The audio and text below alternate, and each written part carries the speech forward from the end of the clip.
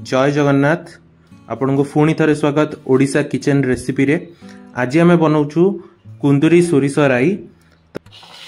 तो वीडियोटी को पूरा देखंतु आउ चैनल को सब्सक्राइब करंतु। आम वीडियोटी जदि भल लगिला ताले हमको निश्चिंत आम वीडियो रे लाइक दियंतु।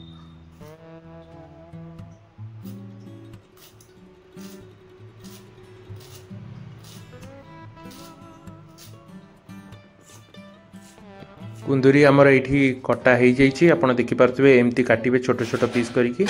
ये आमर सोरिष और अदा रसुण पेस्टा जोटा आम आगु बाटिकी रखते।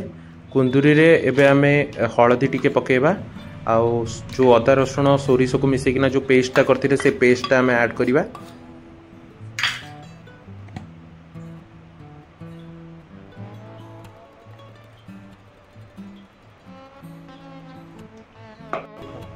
तापरे टिके लुण पकईदबा या देहरे।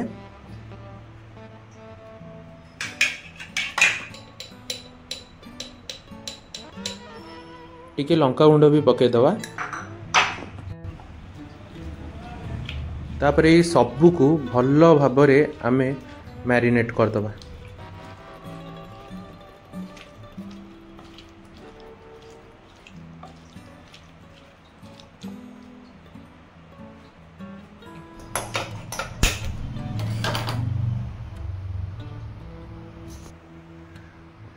कढ़ई आमर गरम हो एबे आमे सोरिष तेल आधार दबा।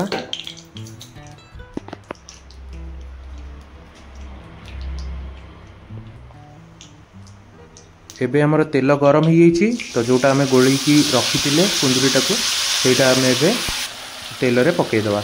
आ तापरे टिके पानी देदबा हाफ कप भलिया।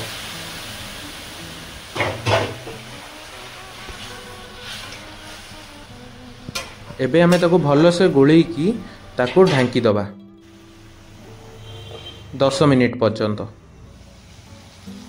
10 मिनिट हो गलानी। एबे आमे ढांकना काढ़िकिना आकु टिके गोलेई दबा भलसे।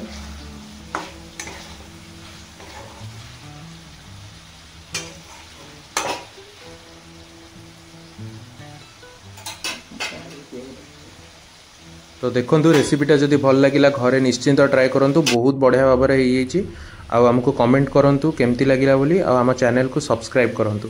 जय जगन्नाथ।